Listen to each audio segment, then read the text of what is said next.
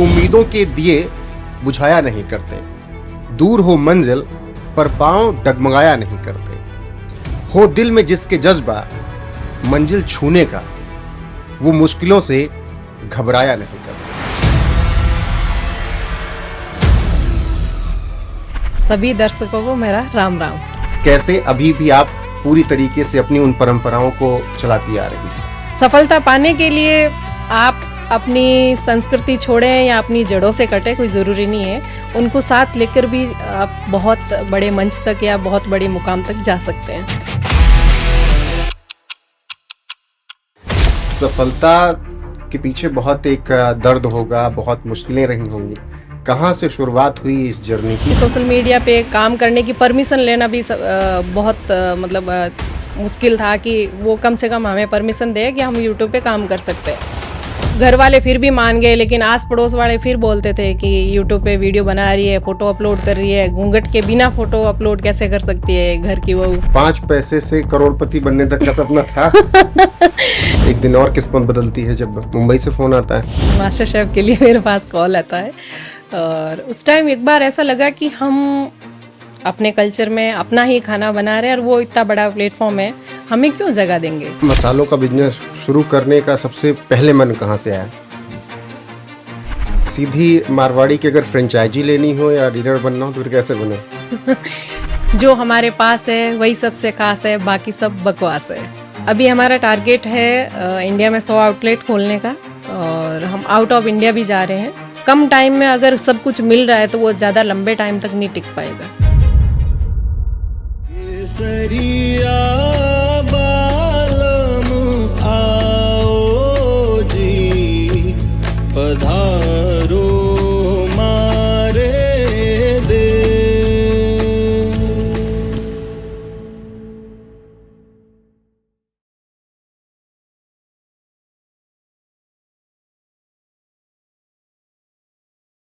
नमस्कार, स्वागत है आप सभी का एनएफ न्यूज पर। मैं हूं आपके साथ रोहित।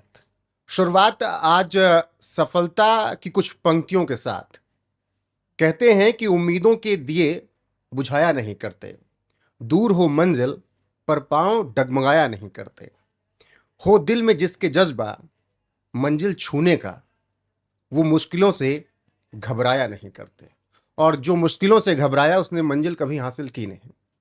आज एक ऐसी शख्सियत से मुलाकात करवाऊंगा जिनको देखने के बाद, सुनने के बाद और उनकी पूरी कहानी समझने के बाद, पूरी जर्नी देखने के बाद आप कहेंगे वाकई में उन्होंने बहुत कुछ हासिल किया।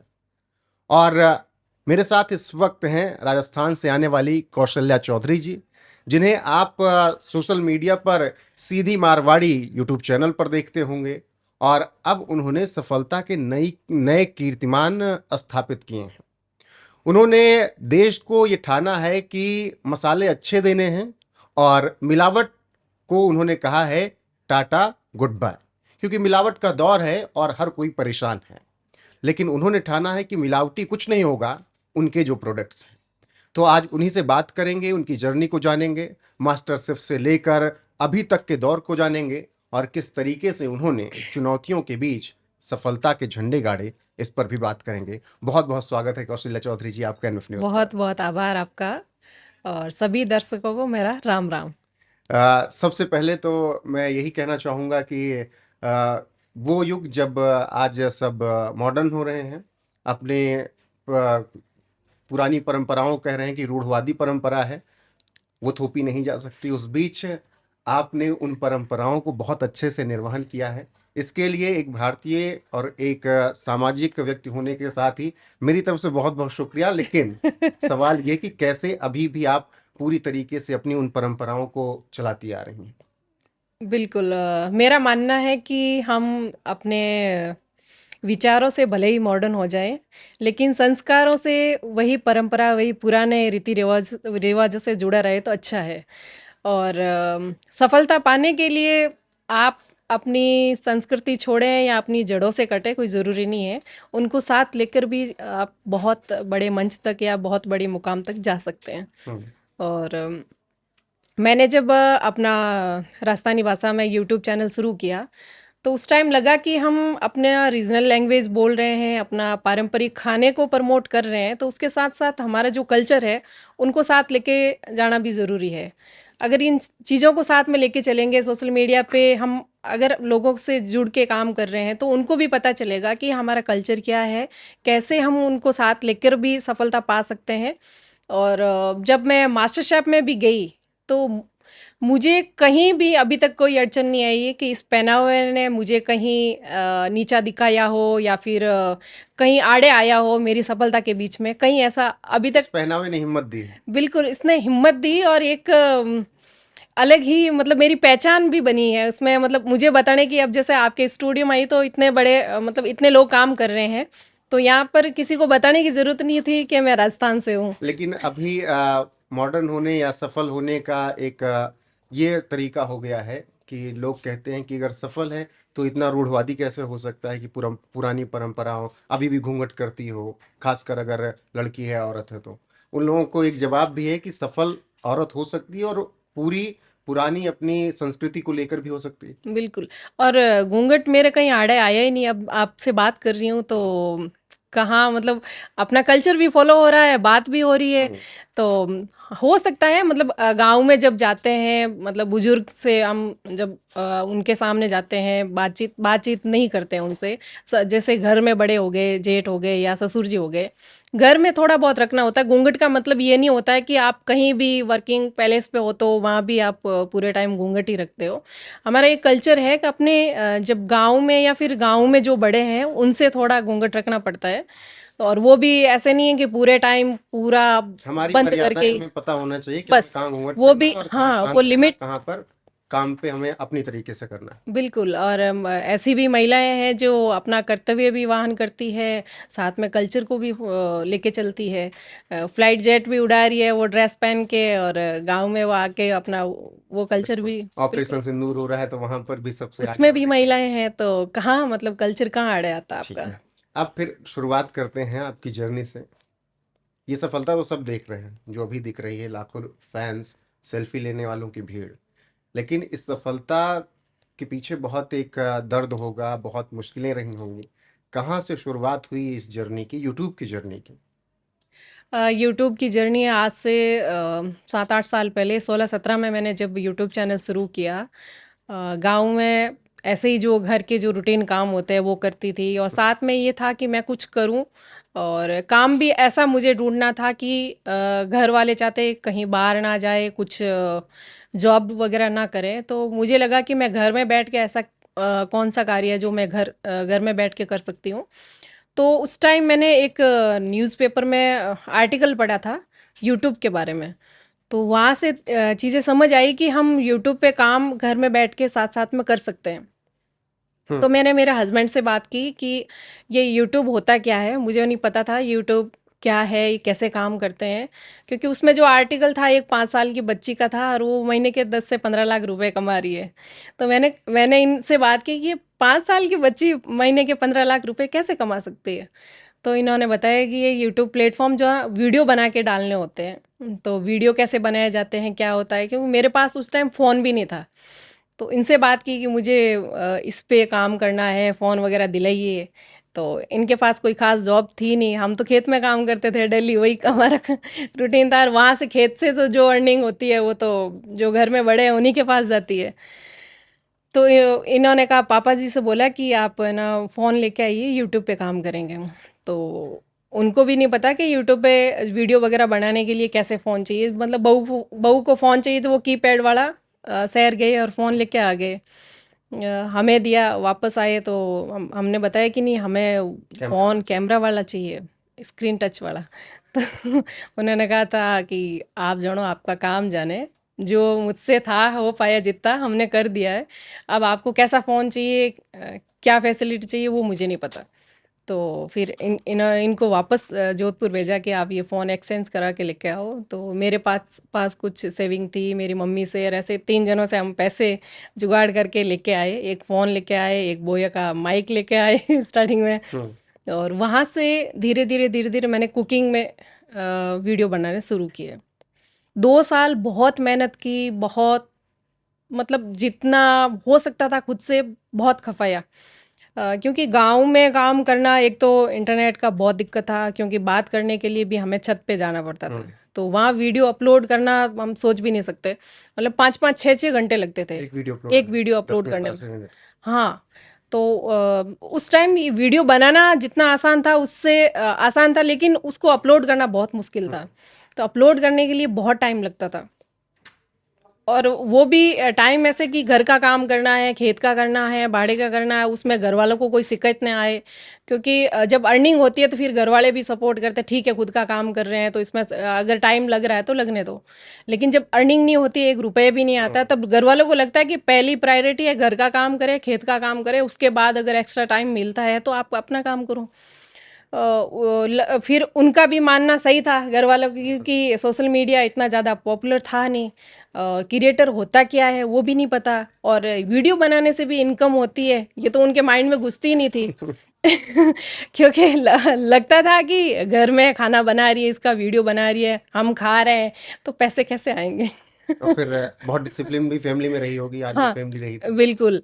और उनको वो तड़क भड़क वो चीज़ें, वो अदाया वाली चीज़ें नहीं चाहिए थी, मतलब अपने कल्चर में अपनी मर्यादाओं में रह के काम करें, ऐसा काम उनको तो सबसे चाहिए। ज्यादा कठिनाई क्या आई जब शुरुआत किया? सबसे पहले तो उनको मतलब समझाना कि सोशल मीडिया पे काम करने की परमिशन लेना भी बहुत मतलब मुश्किल था, कि वो कम से कम हमें परमिशन दे कि हम यूट्यूब पे काम कर सकते हैं।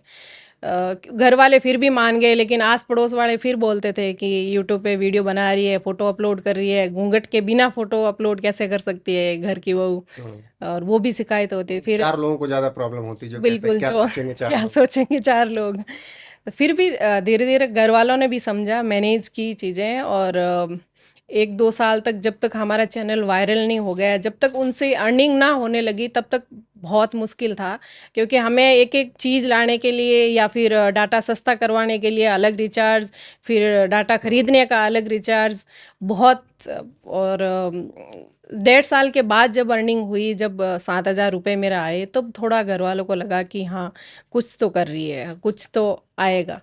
और जब काम कर रही थी तब हमेशा पूछते कि अब आज कितना आया, कैसे आया, मेरी दादी साहब आज कितने रुपए कमाए। हकीकत हम उनको बता दें तो हमें दूसरे दिन वीडियो अपलोड ना करने दें।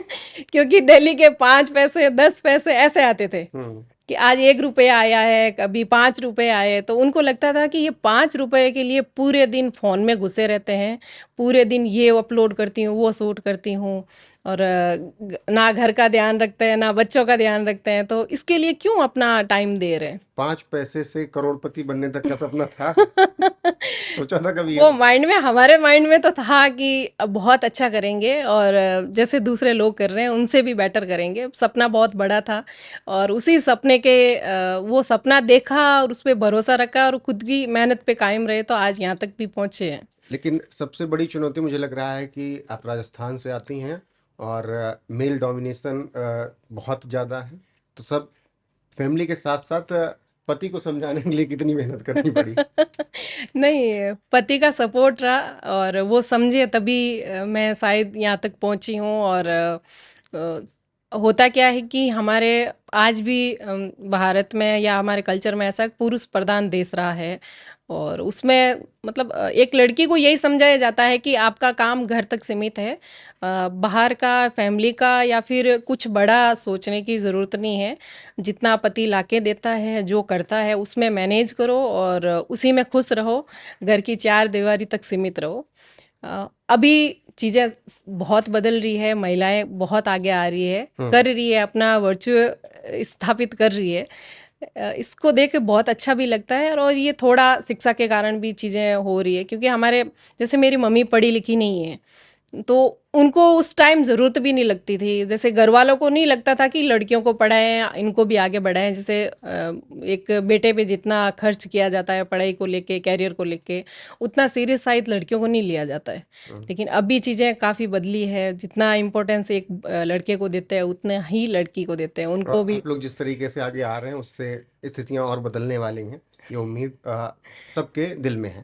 लेकिन यहाँ पर आपने जिस तरीके से कहा, तो मेरा एक सवाल है कि पति कमा के ले आए तो सब ठीक है, लेकिन अगर पत्नी कमाए उससे पति खाए, तब फिर समाज कहने लगता है कि देखो पत्नी के पैसे पे खा रहा है।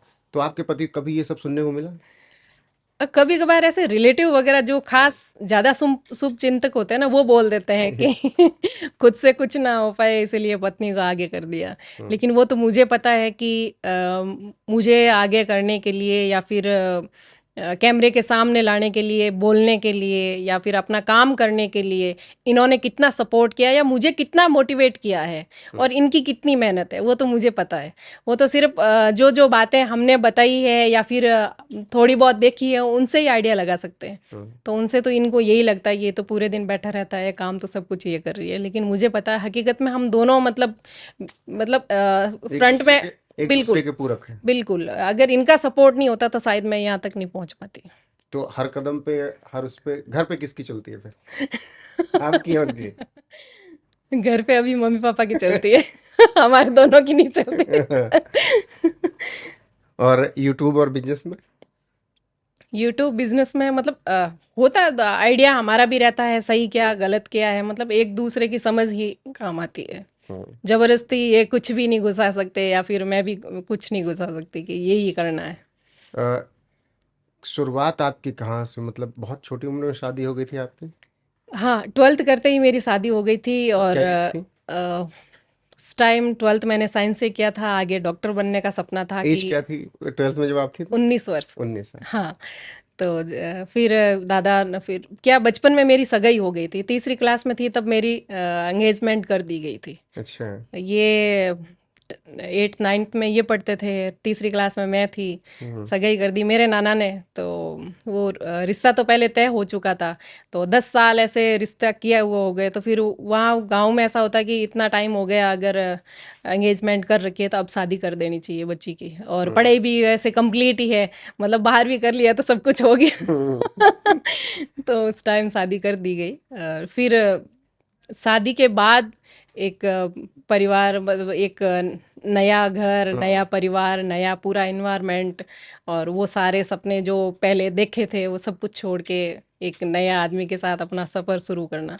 लेकिन उस भगवान ने मतलब जीवन साथी अच्छा दिया है, जो जो सपने मैंने देखे थे वो शायद अभी पूरे हो रहे हैं। वो कहते हैं ना, भगवान, हम भले सपने देख लें लेकिन भगवान हमारे लिए कुछ डेस्टिनी तय करके रखता है। बिल्कुल और शायद आप नौकरी करती, डॉक्टर बनती, तो हो सकता था कि उतना इन्फ्लुएंस आप राजस्थान की बच्चियों को, लड़कियों को ना कर पाती जितना आज मुझे लग रहा है सोशल मीडिया के जरिए आप कर रही हो। बिल्कुल, कुछ पाने के लिए कुछ छोड़ना भी पड़ता है। जैसे उस टाइम शायद एक बार लगा कि लाइफ सब कुछ बर्बाद है, कुछ नहीं होगा आगे जीवन में, हम क्या कर पाएंगे, जो सपने देखे अभी टूट रहे हैं। तो लेकिन समय के साथ साथ धीरे धीरे सारी चीज़ें, क्या पता मतलब कुछ और ही बड़ा जो हमें भगवान दे रहा है, तो उसके लिए तैयार किया।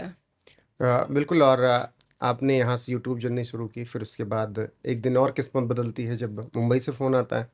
बिल्कुल, मास्टर शेफ के लिए मेरे पास कॉल आता है, और उस टाइम एक बार ऐसा लगा कि हम अपने कल्चर में अपना ही खाना बना रहे हैं और वो इतना बड़ा प्लेटफॉर्म है, हमें क्यों जगह देंगे और हमें इतने बड़े मंच तक क्यों लेके जाएंगे। उसी डर के साथ एक बार गए, ऑडिशन दिया, जोधपुर में ऑडिशन हो रहे थे। लेकिन इतना भरोसा था कि हमारे राजस्थान के खाने में जायका इतना तो है कि एक जगह तो बना पाएगा, या फिर जो जज है उनको इम्प्रेस जरूर कर पाएगा। तो पहला खाना कौन सा आपने बनाया था ऑडिशन में? ऑडिशन में मैंने दही की पपड़ी चाट और मावे और उसकी अंजीर की एक अंजीर और मावा रोल मिठाई थी, वो बनाई थी। तो मीठे कैसा में मास्टर शेफ में कैसा एक्सपीरियंस रहा? क्या कुछ सीखने को वहाँ से मिला? बहुत कुछ। जब हम घर से कहीं भी चाहे मास्टर शेफ हो, चाहे मैं आज यहाँ भी पॉडकास्ट कर रही हूँ, तो बहुत सी चीज़ें सीखने को मिलती है। और कुकिंग को लेके बहुत से अलग अलग जगह से जो लोग थे, वहाँ की टीम थी, तो सबसे बहुत कुछ मिलना, मतलब सीखने को मिला। एक नई चीज़ें हम क्या कर सकते हैं, या एक दुनिया देखने को मिली, वहाँ से भी मुझे बहुत से आइडियाज़ आए। उस आइडियाज़ में से मुझे लगा कि हमें जब बाहर रहते हैं, कुछ खाते हैं, पीते हैं, देखते हैं, तो लगता है कि इस चीज़ में कुछ बदलाव होना चाहिए या ये चीज़ें अच्छी होनी चाहिए। तब मुझे लगा कि जब भी हम बाहर कहीं जाते हैं, मसाले और तेल सही नहीं मिलते, तो क्यों नहीं हम इसी का जो हमसे जुड़े हुए लोग हैं, या मैंने ऐप और वेबसाइट बनाई थी, उस पे हम अपना मसाला और जो एकदम 100% नेचुरल और शुद्धता के साथ सेल करेंगे। तो ऐसा बहुत कुछ चीज़ें सीखने को मिलती है जब बाहर निकले तो। अच्छा, हम लोग राजस्थान में मसालों का तो उत्पादन है, फार्मर्स भी बहुत ज़्यादा मसाले बनाते हैं, जीरा बहुत ज़्यादा नागौर की तरफ होता है। तो हम बिल्कुल। लोग फैक्ट्री गए नागौर में, मुझे वहाँ एक चीज़ कॉमन दिखी कि सब मेल, मतलब कोई ऐसी बिजनेस वूमेन तो नहीं दिखी। तो जब आपने कदम रखा इस फील्ड में, इस फैक्ट्री वाले मसाले वाले उद्योग में, तो आपको लिंग भेद का सामना करना पड़ा कि फीमेल है एक, कैसे? स्टार्टिंग में जब मैंने इस फील्ड में जाने का सोचा, बहुत सी फैक्ट्रियाँ वगैरह विज़िट की, बहुत सी मंडी वगैरह किसानों से मिले करे, लेकिन उस टाइम लोगों को लगा कि ये पता नहीं ऐसे ही जानने के लिए आए हैं या फिर वीडियो बनाने के लिए आए हैं, हम्म, क्योंकि कंटेंट मेरा था वीडियो बनाने का, हम्म, तो ज़्यादा सीरियस तो नहीं लेते थे। लेकिन फिर मेरे बैकएंड में जो टीम थी, मेरे हस्बैंड थे, तो जब वो बात करते, उनसे मिलते, तो फिर थोड़ा लगता था कि हाँ कुछ तो ये करेंगे। लेकिन उनको ये नहीं आइडिया था कि ये मतलब इतना बड़ा करने का सोच रहे हैं, इतने बड़े लेवल पर लेके जाने के सोच रहे हैं। उनको लगा कि हाँ ठीक है, अगर शुरू कर रहे हैं तो एक घर में ही कुछ छोटी मोटी मशीन लगा के शुरू करेंगे। हमारे पास जज्बा बड़ा था, आइडिया बहुत अच्छा था, लेकिन बजट कम था। स्टार्टिंग में जब हमने बड़ी बड़ी मिल फैक्ट्री वगैरह विजिट की तो वहाँ पर करोड़ों के प्रोजेक्ट लगे हुए हैं, ऑटोमेटिक सारा सिस्टम लगा हुआ है। तो हमारे पास इतना बड़ा बजट नहीं था। हमने सोचा कि हम छोटे स्तर से शुरुआत करते हैं, अगर क्वालिटी रखेंगे तो एक दिन धंधा तो बड़ा हो ही जाएगा। कस्टमर ऑटोमेटिक जब जुड़ेंगे, डिमांड हमारे पास बढ़ेगी, सेल बढ़ेगी, तो हम सारा सेटअप भी बढ़ा लेंगे। तो बहुत छोटे से शुरुआत किया, घर से शुरुआत की हमने, मसाले वगैरह सब कुछ। लेकिन आज हमारे बाकायदा पूरी फैक्ट्री वगैरह सब कुछ ऑटोमेशन में चीज़ें हैं। कितने बजट से शुरुआत की थी आपने? 10 लाख से। हम्म, 10 लाख से शुरू किया था, क्योंकि हमने जो गटियाँ वगैरह जो बनाई थी वो पूरी ट्रेडिशनल, जैसे हमारी दादी और नानी कैसे हाथ से घर पे मसाला तैयार करती थी। मिर्ची को हम सिर्फ कूट के तैयार करते हैं, और हल्दी और धनिया को जो पत्थरों की चाकी होती थी पुराने घर में हमारे, तो उसको थोड़ा टेक्नोलॉजी से जोड़ा। अ, उसको 5 गटियों को एक मोटर से अटैच किया, और उसका जो आरपीएम है, घूमने की स्पीड है, वो बिल्कुल लो आरपीएम, जैसे एक महिला की कैपेसिटी होती है, उस पे सेट किया। उससे मसाले पीसे, बढ़िया क्वालिटी के मसाले लेके अच्छी तकनीक से या फिर ट्रेडिशनल तरीके से तैयार करते हैं, तो उसका एक क्वालिटी या फिर उसका मसालों का अलग ही उसका स्वाद और सुगंध निकल के आता है। और तेल जो हमने शुरू किया वो घानी का, जैसे कोल्हू से पहले गाड़ियाँ वगैरह चलती थी, तो उससे हमने 2 गाड़ी लगा के शुरू किया। तो मसालों का बिजनेस शुरू करने का सबसे पहले मन कहाँ से आया? जब मैं मास्टर शेफ में गई, मुंबई रही 2 महीने, तो वहाँ 2 महीने के अंदर मेरा 10 किलो वेट लॉस हो गया। और क्योंकि मैं वहाँ रही तब तक मैंने मतलब खाना, सब्जी और रोटी के मैंने टच भी नहीं किया। मतलब खाना वहाँ मुझे पसंद ही नहीं आया? पसंद ही नहीं आया बिल्कुल भी। सेम, मुझे भी होटल का खाना पसंद नहीं आता। होटल का और वहाँ का फिर मतलब ये कभी कभार वहाँ से आते तो मैं इनके साथ चटनी और पूड़ी मंगवाती थी। मैंने कहा घर से ये ले आना, क्योंकि घर की उस चटनी में स्वाद अच्छा आता था, लेकिन वहाँ होटल में जो पनीर मिल रहा है उसका टेस्ट भी नहीं आ रहा था।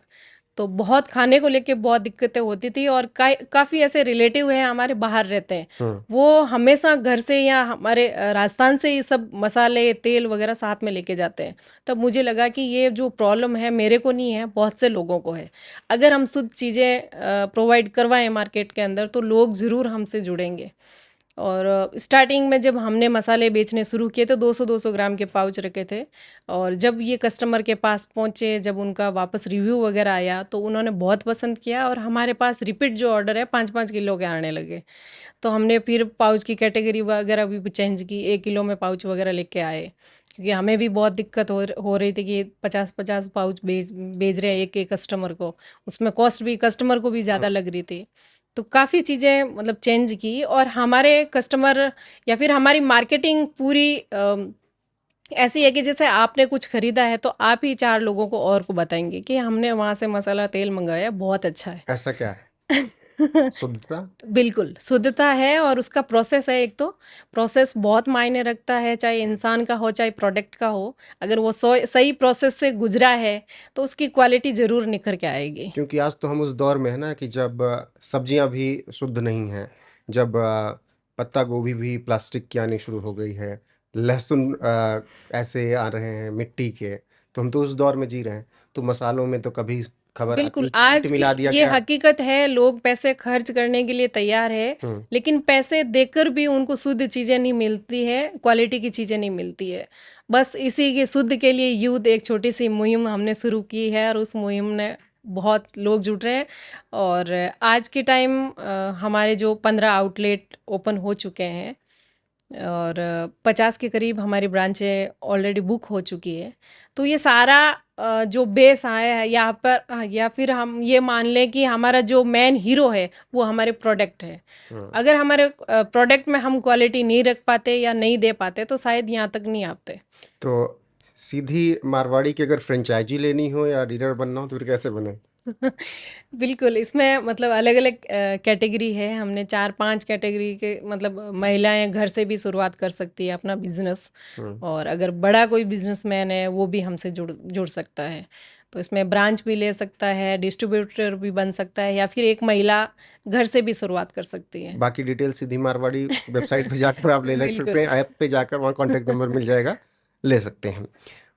मसालों का तो इतिहास भारत का रहा है, मतलब अंग्रेज आए ही इसीलिए इस देश में क्योंकि मसालों का उत्पादन बहुत रहा। बिल्कुल। लेकिन वक्त के साथ हम अपनी जड़ों से कटते गए।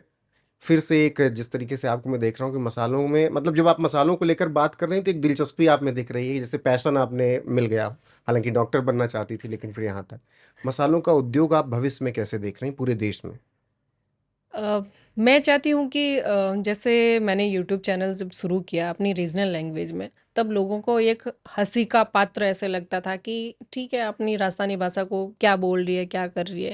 लेकिन जब मैं हकीकत में सोशल मीडिया पे आई, काम किया, उसमें इतना लोगों का सपोर्ट मिला कि उसमें कई महिलाओं की ज़िंदगी बदल गई। कई महिलाएं मुझसे प्रेरित होके इस काम को करने लगी। तो कई लोग मुझे ये भी बोलते हैं कि आप सब कुछ सोशल मीडिया पे दिखा रहे हो, सब कुछ अपना प्रोसेस कैसा है, कैसे पैक हो रहे हैं, किस क्वालिटी के हैं, तो ये चीज़ें अगर आप बताओगे तो फिर दुनिया आपको कॉपी करके आपको पीछे कर देंगे। लेकिन मेरा मानना है कि मुझे देखकर अगर एक भी आदमी आगे आता है, एक भी शुद्धता की गारंटी लेके अगर काम करता है, तो मेरे लिए खुशी की बात है कि कुछ तो अपना जीवन में अच्छा कर रहा है, इस समाज को कुछ अच्छा दे रहा है, देश को कुछ अच्छा दे रहा है। मेरा मानना वो उस कंपटीशन को, मैं कंपटीशन पे ध्यान नहीं देती, मैं देती हूँ कि मुझे देखकर कितने लोग बदले हैं। अगर सच में अगर हमारा जो प्रोसेस, जो तकनीक, जो पुरानी टाइप से हम ट्रेडिशनल तरीके से जो जैसे हमारे बुजुर्ग वगैरह मसाले को, तेल को खाते थे, यूज़ करते थे, और वो स्वस्थ भी रहते थे, उसके पीछे भी बहुत बड़ा साइंस है। ऐसे नहीं है कि वो पागल तो थे नहीं जो कुछ भी मन में आया और एक्सेप्ट कर ली चीजें। 100 साल जीते भी थे 100 और 100 साल साल जीते में भी वो उनके दांत नहीं कुछ गिरते थे, हाँ, आंखें कमजोर बीमारी, नहीं कोई होती थी। बीमारी नहीं होती थी। तो उसका यही था कि उन्होंने एक अच्छा खाना खाया, एक रूटीन रखा, और जो भी चीज़ें वो खा रहे थे वो इन्वायरमेंट के हिसाब से, चाहे हमारा खाना हो, पहनावा हो, सब कुछ इन्वायरमेंट के हिसाब से करते थे। बहुत उसके पीछे पीछे एक लॉजिक और साइंस था। तो अगर ये चीज़ें वापस मुझे देखकर अगर धीरे धीरे अगर कोई लोग आए, जुड़े, तो ये मेरे लिए बहुत बड़ी बात है। और धीरे धीरे ये चीज़ें लोगों को अगर प्रोवाइड करवाएं तो एज ए सेवा मैं तो मानती हूँ, मतलब वो सोशल वर्क ही है जो। अच्छा, मैंने एक वीडियो देखी आपकी यूट्यूब पे और डायरेक्ट मैंने देखा खेत से, मतलब जब कटाई हुई, जब मिर्च टूटी, आप लोग वहीं से खरीदते हैं हाँ, डायरेक्ट? और हमारे मतलब ज़्यादातर प्रोडक्ट जो है उसमें सीधा डायरेक्ट हम किसानों से टाइप करते हैं, ताकि हमें डायरेक्ट खेत से मिल जाए, और फिर उसको क्लीन करवा के, फिर साफ करवा के, फिर उसका प्रोसेस करते हैं। कोई प्रिजर्वेटिव नहीं है पूरे प्रोसेस में? कुछ भी केमिकल वगैरह कुछ भी ऐड नहीं गए। बहुत बड़ी बड़ी कंपनियां, नामी कंपनियां हैं जो अभी चल रही है, तो उसमें होता क्या है कि उनको मसाला जो मार्केट में 2-2 साल, 3-3 साल सर्वाइव करने के लिए रखना पड़ता है। एक पूछ रहा था सवाल कि मैंने ये भी देखा कि आपके जो ब्रांड है 6 से 12 महीने की एक्सपायरी डेट है। बिल्कुल, हमारा जो उसकी एक्सपायरी डेट, उसकी जो प्रोडक्ट की खुद की है वही है। उसको बढ़ाने के लिए, उसको ज़्यादा चलाने के लिए एक्स्ट्रा कुछ भी केमिकल वगैरह ऐड नहीं करते। हाँ, और हम मटेरियल उतना ही तैयार करते हैं। और कई बार ऐसा होता है कि हम अगली पार्टी से हम बोलते हैं कि आप हमें 10 दिन पहले बताइए, 20 दिन पहले बताइए, तब भी हम आपका मटेरियल तैयार करवाएंगे। ऐसा नहीं है कि ऑर्डर आया और गाड़ी भर के भेज दी, वैसा नहीं है। और ऑर्डर भी उतना ही लेते हैं जितना हम उसकी खपत पूरी जितना कर हम पाते पूरी हैं, कर हम पाए। खुद बना पाते हैं उतनी। लेकिन आज का दौर है ब्रांडिंग का। जब आपने मसालों की ये शुरुआत किया बिजनेस, तो ब्रांडिंग कैसे की इसकी? ब्रांडिंग कुछ नहीं, ब्रांडिंग की हमारे जो सोशल मीडिया पे जो लोग जुड़े हुए थे हम्म, वो खुद ही ब्रांड थे हमारे लिए। और वो उन्होंने खुद ने ही, जब उनके घर पे पहुंचे लोग, ऑलरेडी हमारे 50 लाख लोग जुड़े हुए थे, जब उन्होंने प्रोडक्ट मंगवाया, यूज़ किया, तो वो खुद ही ऑर्गेनिक मार्केटिंग है पूरी। ऐसा नहीं है कि हमने इसको प्रमोट करने के लिए अलग किसी स्टार को आगे किया कि आप हमारे मसालों के बारे में प्रचार कर दीजिए, वैसा नहीं है। अब जो भी कस्टमर हमारा प्रोडक्ट मंगवाता है, जो यूज़ करता है, वो जेन्यून रिव्यू देता है और उसी रिव्यू के बेस पे और ज़्यादा कस्टमर जुड़ते जाते हैं। मान लीजिए महाराष्ट्र में किसी को मंगाना हो, या लखनऊ में किसी को मंगाना हो, प्रयागराज में किसी को मंगाना हो, तो कैसे मंगाए आपके ब्रांड से? हमारे ऐप और वेबसाइट पे हम ऑर्डर लेते हैं। सीधी मारवाड़ी नाम से ऐप और वेबसाइट है, उस पे भी, और जितने भी सोशल मीडिया पे हमारे नंबर दे रखे हैं वहाँ से भी ऑर्डर लेते हैं। लोग कॉल करके हमारे ऑफिस में बुक भी करवा लेते हैं, या फिर हमारी जो ब्रांचें हैं, आज तक 15 ब्रांचें हमारी ओपन हो चुकी है। साउथ साइड में 4 ब्रांचें हैं हम्म, और बाकी राजस्थान में है। तो वहाँ आउटलेट पे आके भी कस्टमर डायरेक्ट खरीद सकता है। और ये जो ऑनलाइन प्लेटफॉर्म्स है वहाँ पर भी है? हाँ, वहाँ पे भी खरीद सकता है। अगर कस्टमर को चाहिए कि मैं ऑनलाइन प्लेटफॉर्म पे जो डेली जो यूज़ करता हूँ उस पे, अमेजोन पे मुझे चाहिए, तो वहाँ पे भी अवेलेबल है। ठीक है। अब ये तो मसालों की बात हो गई। एक जो सबसे बड़ी प्रॉब्लम आज है वो है तेल खाने वाला। कोई कहता है कि भाई सोयाबीन का तेल मत खाओ, कोई कहता है ये तेल खराब है। मतलब सबके अपने अपने प्रचार करने के तरीके हैं। फिर मैंने वही प्रोसेस आपके यूट्यूब पर जाकर देखा, एक जगह मूंगफली का तेल और एक जगह सरसों का तेल निकल रहा है। तो इसमें आप कैसे मानक का वो रखते हैं कि शुद्धता पूरी तरीके से रहे? डायरेक्ट हम किसानों से परचेज करते हैं सीड्स वगैरह, फिर उसको क्लीन करवाना और उसी सीड से तेल निकालना। उस तेल को हम जब गाढ़ी करके 5 दिन के लिए रखते हैं, 5 दिन के बाद जब वो नेचुरली ऑटोमेटिक खुद ही फिल्टर होता है, उसको अलग से प्रोसेस करके हम फिल्टर नहीं करते हैं। नेचुरल जो फिल्टर होता है वापस छान के हम बोतल में पैक करते हैं, तो वही तेल वापस कस्टमर को प्रोवाइड करवाते हैं। हमारे जो बुजुर्ग थे, जैसे तिल का तेल निकालते थे, मूंगफली का तेल निकालते थे, सरसों का तेल निकालते थे और रूटीन में यही खाते थे। हमारे राजस्थान में ज़्यादातर हमारे घर में भी तिल का तेल ही यूज़ होता था, चाहे वो सर्दियाँ हो चाहे गर्मियाँ हो। और मेरी दादी सास तो मतलब तिल का तेल ही, मतलब वो मतलब यूज प्रिफेयर करते करते थे। थे यही खाओ। हम्म, और फिर उसके बारे में जब स्टोरी पढ़ी कि तिल का तेल अगर हम कंटिन्यू यूज़ करें तो इससे कोलेस्ट्रॉल नहीं बढ़ता है, बहुत सी बीमारियां, मोटापा वगैरह ये भी कम होता है। हम्म। तो उसके पीछे जब हम सोचते हैं ना कि ये अनपढ़ थे या फिर ऐसे दिखने में ऐसे थे, लेकिन उनको हेल्थ को लेके क्या चीज़ें हमें खानी है, क्या नहीं खानी है, वो भी पूरा नॉलेज था। नहीं, आज तो क्या कहते हैं, ऐसे ऐसे पॉडकास्ट होने लगते हैं। कोई कहता है कि छाछ मत पियो, कोई कहता है कि दही मत खाओ, कोई कहता है घी मत खाओ, और कोई कहता है कि ये मत खाओ। तो आपको भी लगता है दूध, छाछ, दही, घी ये सब नुकसानदेह है? नहीं, नुकसानदेह कैसे हो सकते हैं? हमारे बुजुर्ग बाजरे का जो खीच बना होता था वो सुबह उठ के दही के साथ डेली रूटीन में खाते थे। बाजरे की रोटी डेली रूटीन में खाते थे। दूध वो तो बोलते थे कि सुबह सुबह अगर खाना है तो दही खाओ, शाम को अगर कुछ खाना है तो दूध खाओ। और जो भी खाना है, मतलब गांव में हम जैसे 7 बजे तक पूरा खाना पीना सब कुछ हो जाता है और वो सो भी जाते थे। सुबह अर्ली मॉर्निंग जल्दी उठ जाते थे, अपना रूटीन का वही काम करते थे और वो स्वस्थ भी रहते थे। जब हम उनकी दिनचर्या देखते हैं, हम उनका खान पान देखते हैं ना, तो हमें भी उन चीज़ों को अपनाना चाहिए। जैसे स्वस्थ रहना है तो वो चीज़ें वापस लेके आनी पड़ेगी। हम इस बर्गर पिज्ज़ा के पीछे भाग के या कोल्ड ड्रिंक के पीछे भाग के हम ज़्यादा लंबे टाइम तक सर्वाइव नहीं कर पाएंगे। अच्छा, ये दौर है महिला सशक्तिकरण की बात की हो, बहुत बात होती है उसकी, और तस्वीरें दिखती भी हैं। आप लोग जब सामने आती हैं तो मतलब गर्व होता है कि हाँ, महिला सशक्तिकरण की एक तस्वीर नज़र आ रही। लेकिन जब आप ज़मीनी स्तर पर जाएं तो अभी भी आप पाएंगे कि सोशल मीडिया पर तो बहुत चीज़ें चलती हैं, लेकिन एक ही कौशल्या चौधरी आपको दिखेगी शायद जोधपुर में, या 2 दिख जाएंगी। वो माना कभी मतलब उस तरीके का नज़र नहीं आता। आपको भी ऐसा दिखता है, या फिर बदलाव हो रहा है समाज में महिलाओं को लेकर? महिलाओं को लेके बदलाव तो हो रहा है, लेकिन कहीं कहीं लगता है कि सोशल मीडिया जैसा प्लेटफॉर्म है और जिसके लिए बना हुआ है, इसका यूज़ कम और मिस यूज़ ज़्यादा हो रहे हैं। हाँ, कम टाइम में पॉपुलर होने की जो जिज्ञासा तो है तरकीब है सोशल मीडिया पर। सोशल मीडिया, हाँ, वो चीज़ें मुझे लग रहा है कि कहीं ना कहीं रास्ता भटका रही है। हम्म, और लोगों को भी ये है कि मैं कम मेहनत में और कम टाइम में सब कुछ हासिल कर लूँ।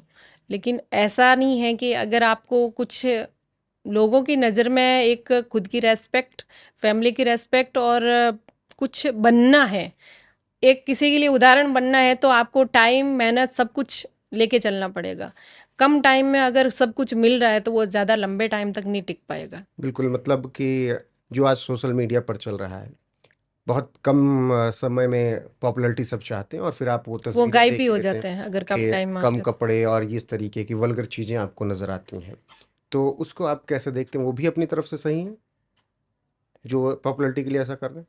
सही कैसे हो सकता है? अगर समाज के लिए गलत संदेश जा रहा है, गलत दिशा में, अगर दिशा और दशा दोनों गलत तय कर रही है, तो वो चीज़ें सही कैसे हो सकती है? और ये भी सोचना चाहिए कि हम जो काम कर रहे हैं उसका, हमारा जो काम का इफ़ेक्ट आने वाली जनरेशन पे क्या पड़ रहा है, वो भी बहुत मायने रखता है। क्योंकि आने वाले टाइम में एक भारत का जो भविष्य है, यही जनरेशन है जो आगे लेके जाएगी, और उसको हम क्या परोस रहे हैं, क्या सिखा रहे हैं, क्या बता रहे हैं, वो बहुत मायने रखेगा।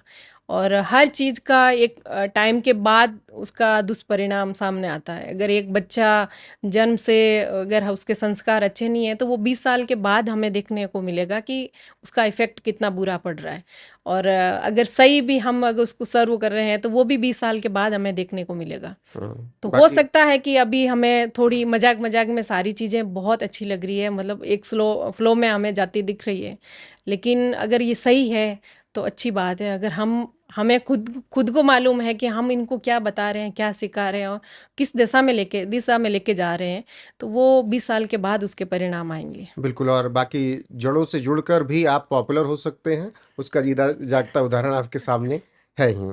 अब आप जब बिजनेस शुरू कर रहे हैं, सरकार पिछले 11 साल में बहुत बात करती है कि हमने जो छोटे स्केल पर बिजनेस शुरू हो रहे हैं, जो भी बिजनेस शुरू करना चाह रहा है, हम उनको बहुत अच्छी तरीके से पैसा, लोन उपलब्ध करा रहे हैं, पहले जैसी परेशानियां नहीं। सरकार जो बात कर रही है, वो ज़मीनी स्तर पर दिखता है। आपको कभी हेल्प ऐसी मिली? ऐसी सरकार की बहुत सी स्कीमें हैं जिससे महिला सशक्तिकरण के लिए, महिला शिक्षा के लिए या महिला को आत्मनिर्भर बनाने के लिए बहुत सी स्कीमें हैं और गवर्नमेंट काम भी करती है। लेकिन जब ये धरातल पे चीज़ें, इसका प्रचार प्रसार कम होने के कारण, या फिर कई ऐसे लोग बीच में आ जाते हैं जो खुद के फायदे के लिए या खुद तक सीमित रखने के लिए या खुद के एक हम्म इर्द गिर्द एरिया को बेनिफिट देने के लिए शायद वो चीज़ें इतनी नहीं कर पाते हैं। तो इसका प्रचार प्रसार अगर धरातल पे अच्छे से हो, तो मुझे लगता है कि ये बहुत बेनिफिट दे सकती है और बहुत सी महिलाएं अपने चीज़ें या फिर अपने कल्चर को या फिर अपने काम को बढ़ा सकती है। अच्छा, महिलाओं का, लड़कियों का बिजनेस वर्ल्ड में आना कितना सकारात्मक परिवर्तन है? इससे क्या बदलता हुआ दिख रहा है आपको? मुझे लगता है कि एक महिला अगर आगे बढ़ती है, अगर घर में अगर एक पुरुष आगे बढ़ रहा है तो वो खुद तक है, लेकिन जब एक महिला आगे बढ़ती है तो उसको लगता है कि मेरे जैसी ना जाने कितनी महिलाएं हैं, क्योंकि उसका दर्द एक महिला अच्छे से समझ पाती है और वो चाहती है कि जैसे मैं आगे बढ़ के आई हूँ तो बहुत सी महिलाएं उनकी प्रेरणा बनती है और बहुत सी महिलाओं को वो एक हिम्मत मिलती है कि अगर ये कर सकती है तो मैं क्यों नहीं। तो अगर बिजनेस में आए या फिर खुद के काम में अगर महिलाएं खुद आगे बढ़ती है तो शायद बहुत सी चीज़ें या एक तस्वीर अलग ही दिखने को मिलेगी। तो जो महिलाएं या लड़कियां बिजनेस करना चाहती हैं, उनके लिए आप क्या कहें? जो महिलाएं और लड़कियां बिजनेस करना चाहती है वो खुद से शुरुआत करें, छोटे स्तर से शुरुआत करें। ज़रूरी नहीं है कि आप बहुत बड़ा बजट लगाएं, बहुत ऑटोमेशन में सारी चीज़ें करके फिर करें। क्योंकि मैंने ऐसी कई महिलाओं को देखा है कि यूट्यूब चैनल भी शुरुआत कर रही है तो पूरा प्रॉपर स्टूडियो बना लिया, लाइटिंग लगा लिया, कैमरा सेटअप सब कुछ, स्टाफ भी रख लिया, लेकिन फिर भी वो ग्रो नहीं कर पाते हैं क्योंकि उनको काम से ज़्यादा फैसिलिटी पे ध्यान दे रहे हैं। तो अगर वो महिलाएं हकीकत में कुछ करना चाहती है, अगर वो फैसिलिटी पे ध्यान ना दे के अपनी मेहनत पे, अपने काम पे ध्यान देना, तो बहुत आगे तक जा सकती है।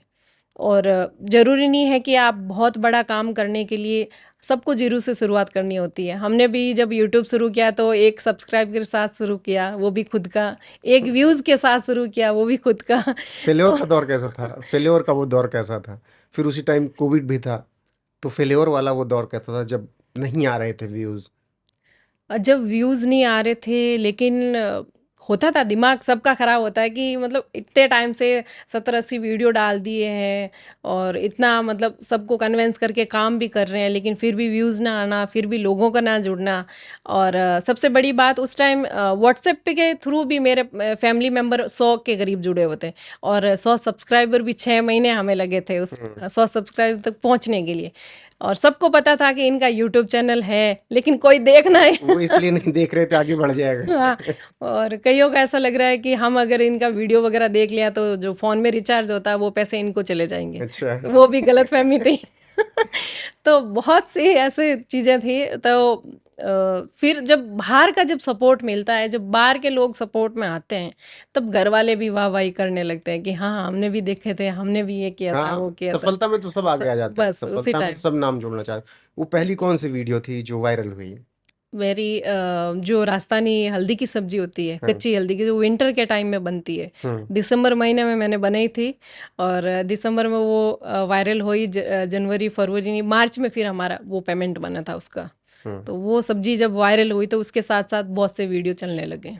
लेकिन अब यूजर्स पूछ रहे हैं कि 1 साल हो गया खाने का वीडियो बनाए हुए, अब कब आएगा? होता क्या है कि हम 5-7 काम या बहुत से काम साथ में लेके नहीं चल सकते। मास्टर शेफ से आने के बाद जब मैंने मसालों का बिजनेस शुरू किया, तो वो सिर्फ बिजनेस पे ही मैंने ध्यान दिया, क्योंकि हम अगर 2 नाव की सवारी करना चाहेंगे तो शायद दोनों को नैया नहीं पार चल नहीं पाएगा। करवा पाएंगे। हम्म। तो मैं एक ही टाइम में एक ही काम अगर हम अच्छे मन से, दिल से करें तो अच्छा है। अ, आएगा वीडियो। अभी हमारा पूरा स्टूडियो वगैरह सेटअप वगैरह पूरा है, अलग हम बनवा रहे हैं। और उसमें जैसे अब डेली रेसिपी बनाते वैसा नहीं आएगा, पूरा एकदम यूनिक कंसेप्ट के साथ चीज़ें आएगी। तो इसीलिए 1 साल से बहुत वीडियो नहीं आ रही, बहुत कुछ नया होने वाला है। बिल्कुल नया होने वाला है, इसीलिए उसमें टाइम लग रहा है। आपको सबसे बेस्ट रेसिपी कौन सी लगती है, या खाने में या बनाने में? खाने में, बनाने में सबसे इजी है बाजरे की रोटी और दही। और जो सबसे है सबसे टफ क्या है? टफ तो कुछ नहीं है, मतलब सारी चीज़ें अगर सीख लेना तो टफ कुछ होता है नहीं। ये भी है, खाना भी बहुत बड़ा साइंस है। अगर इसमें कुछ चीज़ें हमें अगर सीख ली हैं तो बनाने में और उसमें उसको मतलब सबको खिलाने में भी है, अलग ही उसका अच्छा, इंटरेस्ट है। खाना बनाना मुझे भी बहुत पसंद है, और मैं 10-12-15 साल से बाहर हूँ, तो मैं खाना ही बनाता हूँ, बाहर नहीं खाता कभी। हफ्ते में 10 दिन में एक बार, 15 दिन में खा लें। मेरे साथ अब ये हो गया है कि मुझे अपने हाथ के अलावा किसी का खाना पसंद खाना ही नहीं नहीं आता। पसंद है। वही मेरे साथ भी यही होता है कि जब हम खुद अच्छा कुकिंग करते हैं तो फिर कहीं बाहर के किसी भी खाने में हम कमियां ही ढूंढते हैं कि नहीं, इसमें कुछ नमक ज़्यादा हो गया, इसमें ऑयल ज़्यादा हो गया, जब खुद एक्सपर्ट बन जाते हैं। लेकिन होता क्या है कि जो किचन में अगर 5 मिनट भी खड़ा रह के आता है तो उसको सेलिब्रेट करना जरूरी है। क्योंकि अगर एक एप्रिसिएशन मिलता है घर में खाने का आपके, जो आप बनाती हैं? वो तो क्या है कि महिलाओं का डेली रूटीन का काम है, उसमें शाबाशी देने का क्या काम है, वो वो रहता है। लेकिन जब कुछ स्पेशल बनता है, अच्छा बनता है, तो मतलब बच्चे वगैरह बोलते हैं कि मम्मी ने आज कुछ अच्छा बनाया।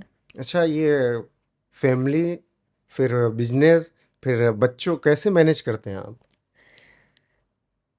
कुछ करने का अगर जज्बा होता है अंदर, कुछ कर दिखाने का, तो सारी चीज़ें मैनेज हो जाती है।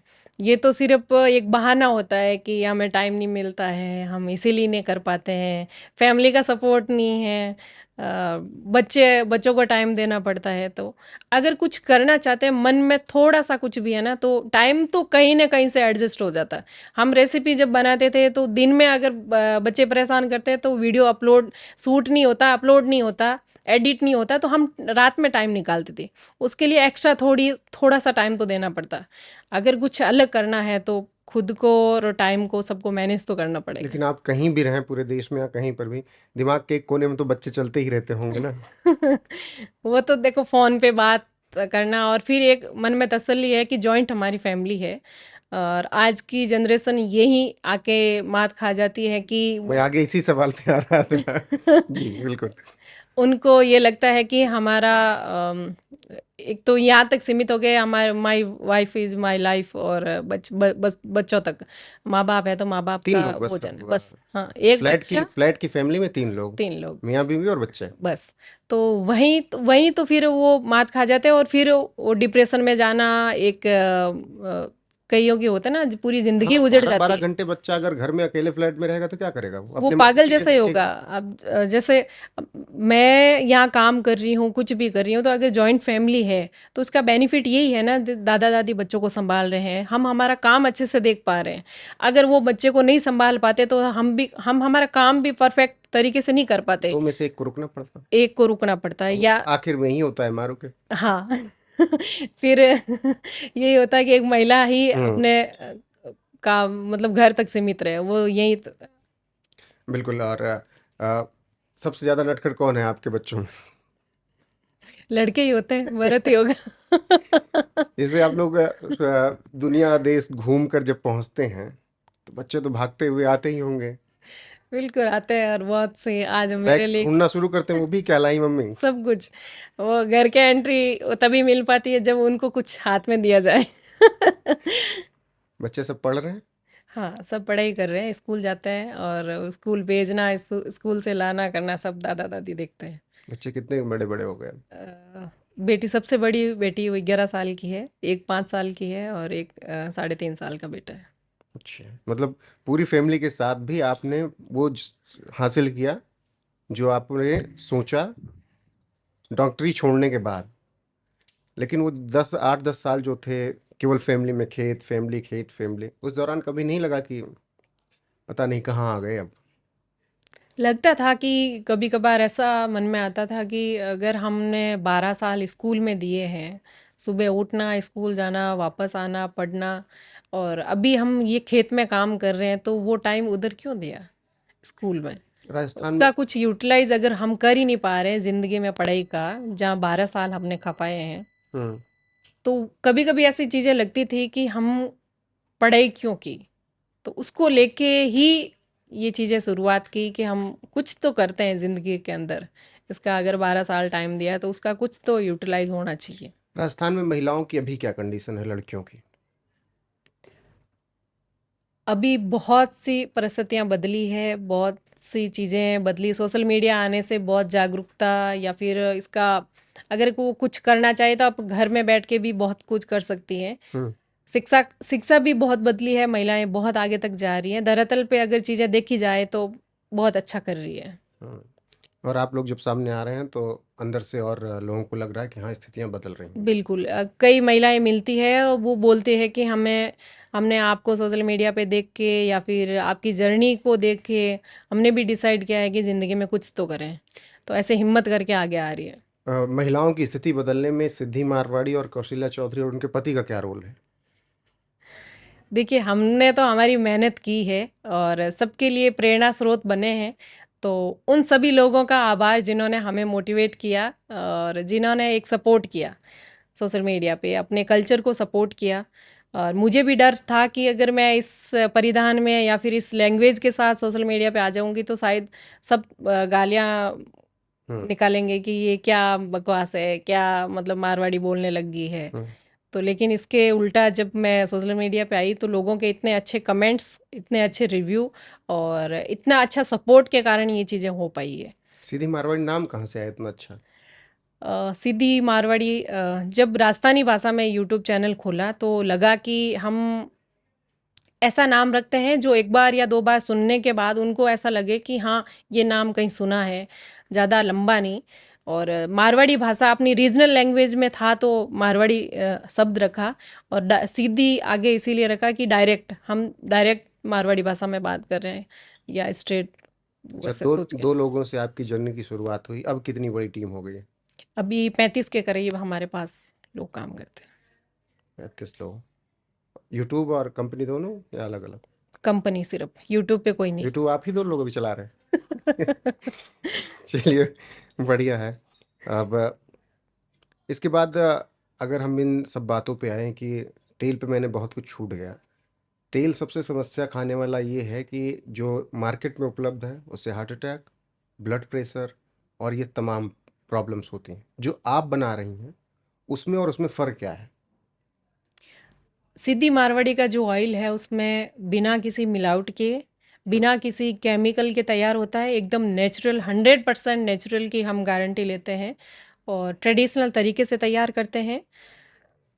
मार्केट में मैं किसी कंपनी का नाम नहीं लूँगी, लेकिन आज की हकीकत ये है कि भारत की जो ऑयल की खपत है, उसमें 75% पाम ऑयल से पूर्ति होती है। आप जितने भी स्नैक्स खा रहे हैं, चिप्स खा रहे हैं, चाहे बाहर का कुछ भी खा रहे हो, जो तला हुआ आइटम है या फिर तरी वाला आइटम है रेस्टोरेंट वगैरह में, वो सब कुछ टोटली पाम ऑयल है। 100% कोई चीज़ें, मतलब ये गारंटी के साथ कोई नहीं बोल रहा है कि हम 100% शुद्ध चीज़ें दे रहे हैं, लेकिन सिद्धि मारवाड़ी का मोटो यही है कि जितनी भी प्रोडक्ट, अगर मैं चाहती है कि आज हमारी कंपनी को 8 मार्च को हमने 2024 को शुरू किया था, 1 साल से ज़्यादा हो गया। अगर मैं चाहती तो इसमें 50 तरह के और चीज़ें ऐड हो जाती, लेकिन हमारा मोटो यही है कि हमारी चीज़ें अगर अलग वैरायटी में, ज़्यादा वैरायटी में ना हो, लेकिन जितनी भी हो वो क्वालिटी की हो। तो जिस चीज़ों के हमने साथ शुरुआत किया, मसाले 3 तरह के मसाले थे, 4 तरह का ऑयल था, हम अभी तक वही चीज़ें दे रहे हैं और उसी तक सीमित है, क्योंकि हमारा मोटो ये है कि हम जितने भी प्रोडक्ट देंगे वो क्वालिटी के देंगे। एक बार लेके जाए, कस्टमर यूज़ करें और उसको सच में लगे कि हाँ, कुछ तो खाया है जो हमने बहुत पहले गाँव में चीज़ें जो, या गाँव में जाके टेस्ट की थी, वो स्वाद कहीं से निकल के आया है। अच्छा, अभी ये तो 1 साल की जर्नी है। क्या आप व्यूअर्स को, कस्टमर को ये आश्वस्त कर सकती हैं कि 10 साल बाद भी यही गुणवत्ता रहेगी बरकरार? बिल्कुल 100% शुद्धता की गारंटी देते हैं। और जो चीज़ हम सही नहीं दे पाएंगे या फिर हमें लगेगा कि हम नहीं दे पा रहे, खपत पूरी नहीं कर पा रहे, वो चीज़ें हम आउट ऑफ स्टॉक कर देंगे और जितना हम कर पाएंगे शुद्ध देंगे, शुद्ध उतना ही देंगे, गारंटी के साथ देंगे और स्टाम्प पेपर की गारंटी के साथ काम करेंगे। लेकिन जो चीज़ें हम खुद प्रोवाइड नहीं करवा पाएंगे शुद्धता के साथ, उसको हम हटा देंगे। और ये हमारे साथ चीज़ें होती भी है सोशल मीडिया पे, ये चीज़ें हम करते भी हैं। जब हमारी ऐप और वेबसाइट पे हम ऑनलाइन ऑर्डर लेते हैं, वहाँ एक तो 15 लीटर का आपको स्टॉक नहीं मिलेगा कभी भी। अच्छा, वहाँ हम नहीं दे पाते क्योंकि हम ऑनलाइन ऑर्डर इतने नहीं ले पाते कि उसकी खपत पूरी कर पाएँ। और कई बार ऐसा होता है कि हम 5 लीटर या 1 लीटर भी हटा देते हैं। तिल के ऑयल में बहुत बहुत बार ऐसा होता है कि सर्दियों के टाइम में, विंटर के सीज़न में उसकी खपत ज़्यादा होती है, कस्टमर ज़्यादा होते हैं। तो नहीं होता तो नहीं होता, कस्टमर को बोल देते हैं कि आप 15 दिन बाद में आइए, 20 दिन बाद में आइए, लेकिन क्वालिटी की चीज़ें लेके जाइए। आज हमारे पास नहीं है, लेकिन जब भी आएगा वो शुद्ध आएगा। लेकिन फिर लोग कहेंगे कि शुद्धता के नाम पर बहुत महंगा तो नहीं मिलेगा चीज़ें? नहीं, आज हमारी रेटें ऐसी है, जितनी भी बड़ी कंपनियां हैं उससे हमारी रेटें उसके सिमिलर या उससे कम ही है। लेकिन अगर लोकली कोई दे रहा है, वो कैसे प्रोसेस कर रहा है, कैसे बना रहा है, उसका हम उससे हम मतलब कंपेयर नहीं करते हैं, उसकी रेटें क्या है या हमारी क्या है। लेकिन जो बड़े ब्रांड है उनसे हमारी रेटें बहुत कम है। अब थोड़ा मारवाड़ी संस्कृति पर अगर बात कर लें, क्या खूबियां हैं मारवाड़ियों की, मारवाड़ी संस्कृति की? हमारा कल्चर जो है इतना रिच है और इतना अच्छा है, मतलब अपना खुद का वर्चस्व स्थापित कर सकता है और किया भी है। बहुत कुछ हमारे कल्चर ने इस देश को दिया है, दुनिया को दिया है। और खून में बिजनेस? बिल्कुल, और ऐसी परिस्थितियों में रहकर भी बिजनेस करना और दुनिया के हर कोने तक पहुंचना एक मारवाड़ी से सीखे, क्योंकि उन्होंने जो जीवन बिताया है, उनकी जो पीढ़ियों ने जो जीवन बिताया है, एक ऐसे इन्वायरमेंट में रहे हैं और ऐसे इन्वायरमेंट में वो अपना वर्चस्व स्थापित किया है, जहाँ ना तो ज़्यादा पानी है और ना ज़्यादा कोई काम धंधा या बिजनेस आसानी से मिल जाए। कनेक्टिविटी भी बहुत दूर है और लोग भी बहुत, मतलब पास पास में जैसे कम रहते हैं, ज़्यादातर ढाणियों में रहते हैं। तो उसमें भी रहना और सर्वाइव करना बहुत बड़ी बात होती थी। और बहुत बड़े बड़े बिजनेसमैन ऐसी जगह से निकल के जाना और पूरी दुनिया भर में अपना राज करना, तो कोई इन्हीं से सीखे। मारवाड़ियों की इस परंपरा में महिलाएं कहाँ हैं, उनकी भूमिका क्या है? जितने भी मारवाड़ी हर जगह पहुँचे हैं या अपने आप को साबित किया है, तो उसमें अहम रोल महिलाओं का ही होता है। बचपन से माँ ये सिखाती है कि पैसे की अहमियत क्या है। बचपन से माँ ये सिखाती है कि जो धंधा कर रहा है उसकी रेस्पेक्ट कैसे करनी है। बचपन से माँ ये सिखाती है कि जो भी कुछ कर रहा है तू, वो तेरे लिए या मेरे लिए कितना इम्पोर्टेंट है। एक फैमिली से कनेक्ट कनेक्टिविटी करवा के रखना, हम्म, क्योंकि हमारे कल्चर में ये जॉइंट फैमिली का होना या फिर वो संस्कार बचपन से ही देना कि अपने काम को इज्जत कैसे देनी है, जिसके साथ तू अभी काम कर रहा है, जिससे हमारी रोजी रोटी आ रही है, उसकी इज्जत कैसे करना, शायद उसी के कारण यहाँ तक वो पहुँच पाए हैं। अच्छा, इसी महिलाओं के रोल के कारण ही वो पहुँच पाए। बिल्कुल। और अब यहाँ तक आए तो फिर कुछ त्योहार और उत्सव के बारे में बताइए, किस तरीके के होते हैं, कौन कौन सी परंपराएं और हैं? हमारे राजस्थान में जैसे तीज का त्योहार है, गणगौर का है, हम्म, होली, दीपावली, ये तो सब मनाते ही हैं। और बहुत से जैसे ये ऐसे ऐसे त्योहार है जो हमारे कल्चर से हमें जोड़ के रखते हैं। जैसे हली हली अमाउस होती है, उसमें उस दिन घर में खीच गलवाणी बनता है, और आका तीज के दिन भी खीच वगैरह बनाते हैं। तो ऐसे ऐसे बहुत से कल्चर है जो हमें अपने जड़ों से जोड़ता है या फिर वही वापस अपने बुजुर्गों की तरफ लेके जाता है। अच्छा, खाने पीने के बारे में थोड़ा। मारवाड़ियों को खाना बहुत पसंद होता है, जैसे हमारे बॉस भी हैं, तो मतलब उनको अलग अलग चीज़ों का खाना कहीं भी हो वो पसंद होता है। और मुझे ऐसे लोग बहुत पसंद है जो कि खानों को बहुत पसंद करते हैं। हमारा खाना भी ऐसा है कि लंबे टाइम तक चले, टेस्ट भी कुछ बना कुछ रहे। व्यंजन बताइए, कौन कौन से बिल्कुल, ऐसे। जैसे दाल बाटी चूरमा है, 2 दिन भी चल जाती है बाटी अगर उसको। और वो इन्वायरमेंट के हिसाब से हम्म, सारा खाना बनाया हुआ है। जितने भी है खाने हैं, जैसे गट्टे की सब्जी है, गट्टे को स्टोर करके रख सकते हैं, मतलब उसको बना के फ्राई करके स्टोर करके रख दिया कि 1 महीने तक भी चल जाता है। ऐसी ऐसी खाने की सारी चीज़ें हैं। पचकुटे की सब्जी, वो 5 दिन भी ख़राब नहीं होगी। लहसुन की चटनी है, 10 दिन भी ख़राब नहीं होगी। अचार है, इतने मतलब अलग अलग तरीके के जो 6 6 महीने 10 10 महीने चल सकते हैं। पापड़ है, नमकीन है, ये चीज़ें जितने भी फूड है जो राजस्थान के खाना ऐसा है कि उसमें टेस्ट भी हो और लंबे टाइम तक चले भी। हम्म, क्योंकि ज़्यादातर लोग खेत में काम करते हैं, तो उनको ऐसा खाना नहीं है कि फटाफट सुबह बना और खा लिया। बाजरे की रोटी बनाते हैं, शाम तक चलती है, या फिर दूसरे दिन सुबह उठ के भी खाना होता है। तो रोटी को गर्म किया हल्का सा, उसको उसमें दही डाला, चटनी डाली साथ में और खा लिया। ये मिर्ची की भी सब्जी बनती है? बिल्कुल, मिर्ची की, दही के साथ मिर्ची की सब्जी वो बनती है। कैसे बनती है, मतलब हम हम लोग तो तो है ना, सोचते जो मिठाई होती है गुलाब जामुन, उसकी भी सब्जी बना लेते हैं। कैसे। रेसिपी बता दीजिए इसकी थोड़ा सा जल्दी में। बाकी जैसे गुलाब जामुन होते हैं वैसे ही बनते हैं, लेकिन उसको चाशनी में नहीं डालते हैं। फिर उस सब्जी की अलग से ग्रेवी बना के जो गुलाब जामुन बनाए हुए फ्राई किए हुए उस ग्रेवी में डाल देते हैं। मतलब जितना भी इनोवेशन हमारी अगर मिठाइयों में है, चाहे सब्जियों में है, रोटी में है, तो बहुत सा ऐसी ऐसी चीज़ें हैं जो इन्वायरमेंट के हिसाब से और अपनी सुविधा के हिसाब से और लंबे टाइम चले उस हिसाब से बनाई हुई है। और फिर उसमें टेस्ट इतना अच्छा डाला हुआ है कि अगर 2 दिन 4 दिन पहले का भी खाए तो उसमें टेस्ट अच्छा सा निकल के आए। तो उस हिसाब से सारी चीज़ें बनी हुई है। अच्छा, वो हल्दी की सब्जी की रेसिपी मैं चाहता हूँ, आप बताइए उसकी कैसे बनती है। ये विंटर टाइम में बनती है, कच्ची हल्दी की सब्जी। जैसे कई बोलते हैं कि हल्दी की सब्जी आप कैसे खा सकते हो, हल्दी तो थोड़ी बहुत सब्जी में हम डालते हैं। तो हल्दी की सब्जी को हम जो कच्ची होती है उसको पील करके कद्दूकस करके फिर उसको ढेर सारे घी में, ऐसा नहीं है कि थोड़ा बहुत घी, नहीं नहीं, खूब भर के उसमें घी वगैरह डाला जाता है। फिर उसको अच्छा सा फ्राई किया जाता है, घी में तला जाता है।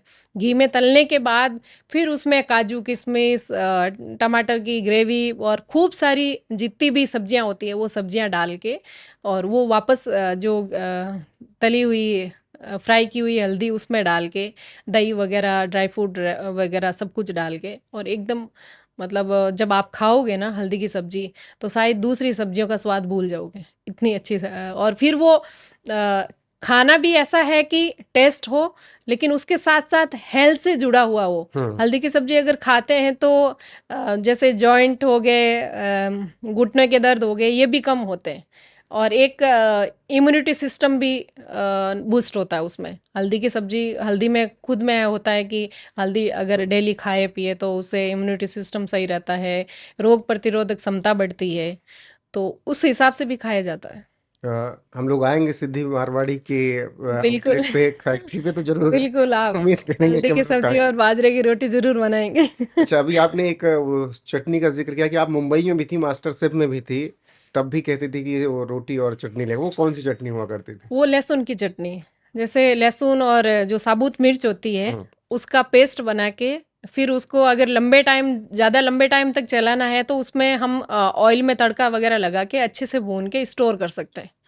5 7 7 दिन क्या महीना भी चल जाएगी वो। हम्म। अब आपके कंपनी भी थोड़ा और आ जाते हैं। अब तो गांव समाज सब साथ चल रहा होगा, जो पहले बोल रहा था उनका कितना योगदान? उतना अ, जो पहले बोल रहे थे उनका पहले भी उतना ही योगदान था और आज भी उतना ही है। अब तो टोन बदल गई होगी ना। क्योंकि मेंटलिटी नहीं बदल सकती है वो तो कुत्ते की पूंछ वाली होती है कि टेढ़ी तो टेढ़ी की रहेगी। टेढ़ी रहेगी। वो हमारे मारवाड़ी में क्या होता है कि मिजोड़ी बढ़ जावे पर बट नहीं जावे। हम्म, मतलब वहाँ एक रस्सी बनती है उस खींप को लेके, हम्म। उसको मिजोड़ी बोलते हैं। और उसको वो अगर जल भी जाएगी ना लेकिन उसमें जो ऐठन रहती है वो बरकरार वो रहती बरकरार रहती है। तो वही वाली सीन है। कई रिलेटिव ऐसे हैं जो कुछ भी कर लेंगे, कितना भी अच्छा कर लेंगे, शाबाशी तो उनके मुंह से नहीं निकलेगी। है। अच्छा, क्या ये जो मॉडर्नाइजेशन है, जैसे एआई आ गया, डिजिटल दौर आ गया, इसने बहुत ज़्यादा हद तक लोगों के लिए सुविधाएं उपलब्ध करवा दी? बहुत बहुत बहुत कुछ। आप और मानती हैं कि अगर मुझे डिजिटल ना होता तो कौशल्या चौधरी ना कितनी काम कर मेरा रही होती? हाँ बिल्कुल कर रही होती है। क्योंकि मैं अगर इस सोशल मीडिया का सपोर्ट नहीं ले पाती या फिर इनका सही यूटिलाइज नहीं करती तो शायद मेरा कोई मतलब इतने लोग जानना या इतने लोग जुड़ना नहीं हो पाता। और आज के टाइम भी सोशल मीडिया जैसे एआई आया है तो इसका भी बहुत सदुपयोग है। बहुत सी हमें खुद को सपोर्ट आज भी मतलब उनका सहारा लेना पड़ता है। बहुत सा सपोर्ट मिलता है, कुछ भी किसी भी आइडिया पे काम करना होता है तो मतलब जानकारियाँ जुटाने में और लोगों तक पहुंचने में बहुत आसानी होती है। आपके नज़र में सफलता क्या है? खूब सारा पैसा, खूब सारा फेम, या बदलाव समाज में? सफलता का जो मीनिंग है, जो अर्थ है, सबके लिए अलग अलग है। मेरे लिए सफलता का मतलब ये है कि मुझे देखकर कितने लोगों की ज़िंदगी में बदलाव आया है हम्म। या कितने महिलाएं मुझसे प्रेरित होके अपनी ज़िंदगी में बदलाव कर पाई हैं। मेरे लिए ये सफलता है। अच्छा, जैसे बच्चों पे आप ये तो नहीं थोपेंगे कि ये बनना है या बनना है, उनको छूट देंगे फ्री कि जो तुम्हारा मन करे वो तुम आगे जाकर करो? बिल्कुल। और अगर हम इस पे अगर काम कर रहे होते ना तो बहुत तस्वीर अलग देखने को मिलती। हम्म। कईयों का सपना होता है कि मुझे ये बनना है, वो बनना है। और होता है कि एक टाइम के साथ कहीं दब के रह जाती हैं चीज़ें। अगर हम फ्रीडम दें बच्चों को और वो अगर मेहनत के साथ अपने इंटरेस्ट पे काम करें हम्म। तो शायद बहुत कुछ कर सकता है। अभी आपके और बच्चे क्या कहते हैं, क्या बनना है उन्हें? बच्चे तो अभी बहुत छोटे हैं। हम्म। बेटी के लिए कुछ सोचा है? वो कुछ सोचती है कि करना है, या फिर मैं तो ये आपकी चाहती तरह हूँ तो अब कि नहीं होने वाला है कि 12वीं पढ़ के शादी हो गई? नहीं वो तो नहीं होगा। हम्म। लेकिन एक बार अच्छे से पढ़ें, हम्म। उसके बाद डिसाइड करें कि क्या करना है, नहीं करना है। अच्छे से पहले रुचि के साथ पढ़ें। अगर पढ़ाई नहीं होती है फिर उसमें किस चीज़ में, किस फील्ड में उसको जाना है, क्या इंटरेस्टेड है उसको, उसमें हम डाल सकते हैं। लेकिन पहले फर्स्ट प्रायोरिटी इज़ पढ़ाई। आप एजुकेशन अच्छी लो, चीज़ों को जानो, उसके बाद आपको क्या करना है, नहीं करना है, उस पे जाइए। आपका सबसे बड़ा इंस्पिरेशन कौन रहा? मेरी सबसे बड़ी इंस्पिरेशन वो हर महिला है जो एक घर में रह के एक बिजनेसमैन तैयार करती है, एक देश के लिए सैनिक भेजती है और एक अच्छा डॉक्टर बनाती है, एक अच्छा इंसान बनाती है। और बहुत सी ऐसे हमारी महिलाएं हैं, जितने भी फील्ड में हम धुरंधर देखते हैं तो उसमें सब में कहीं ना कहीं एक महिला का योगदान है। तो मैं उस हर महिला को जो घर में भी रहती है ना उसको एज ए इंस्पिरेशन मानती हूँ कि उन्होंने कितना किया है। मतलब चेहरा, अब जैसे मैं भी हूँ तो मतलब मेरा चेहरा दिखता है लेकिन पीछे मेहनत मेरे घर वालों की भी है, मेरे पति की भी है। और मैं यहाँ पे हूँ तो मेरे दादी सास का है, मेरे सास ससुर का है, उनका भी सपोर्ट है। हम्म। तो मैं उन सबको इंस्पिरेशन मानती हूँ कि उन्होंने मेरे लिए क्या किया है।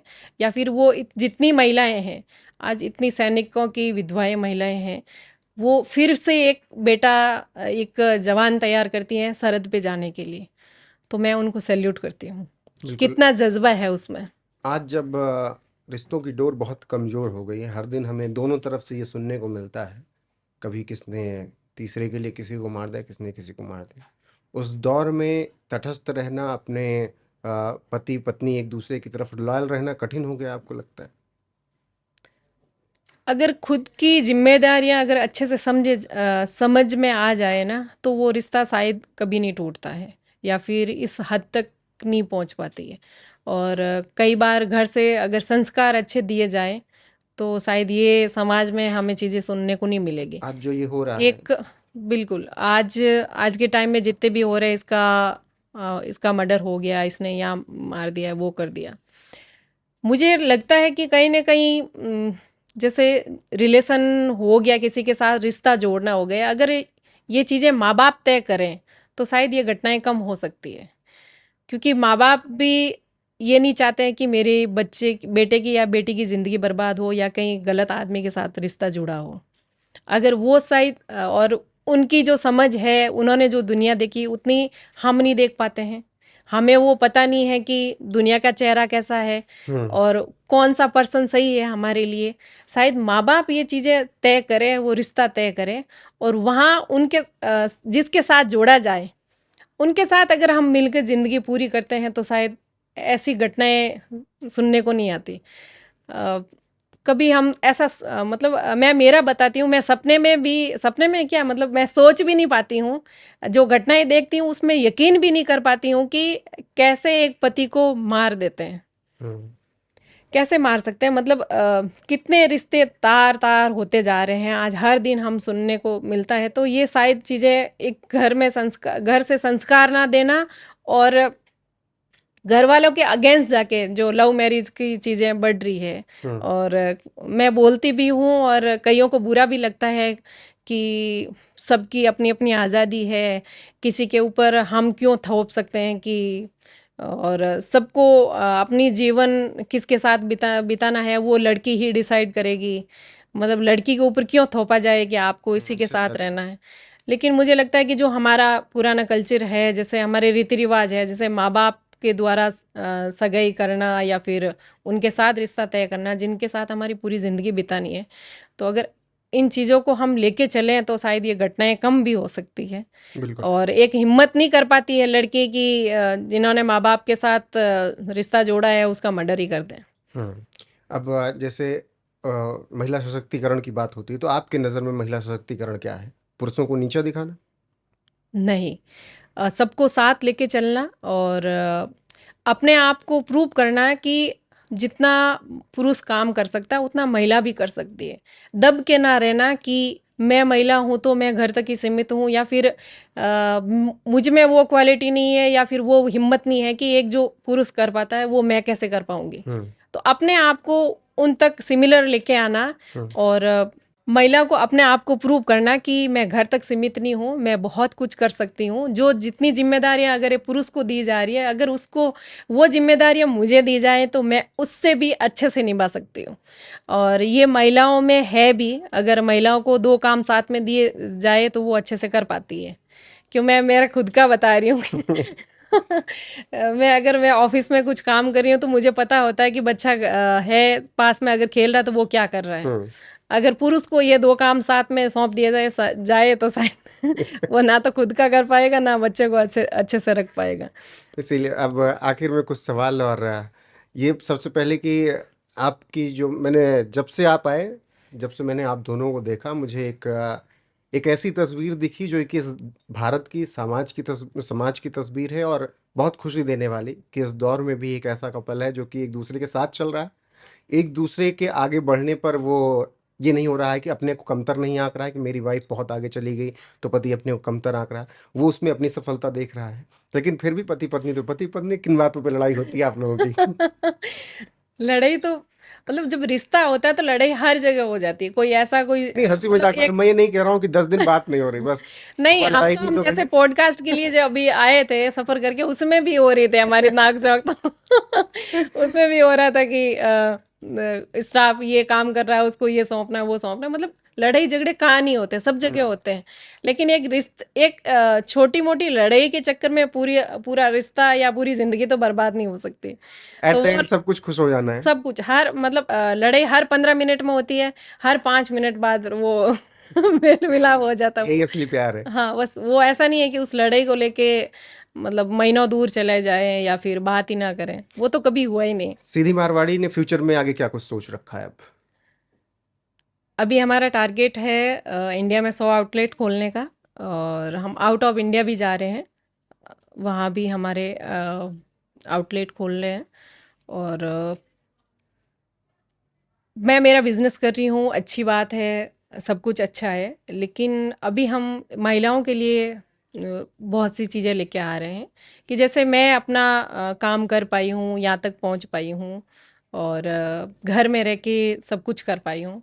तो ऐसी बहुत सी महिलाएं हैं जिनको कोई काम नहीं मिल पाता, या फिर वो घर में बैठ के क्या करें, उसको कुछ समझ नहीं आता।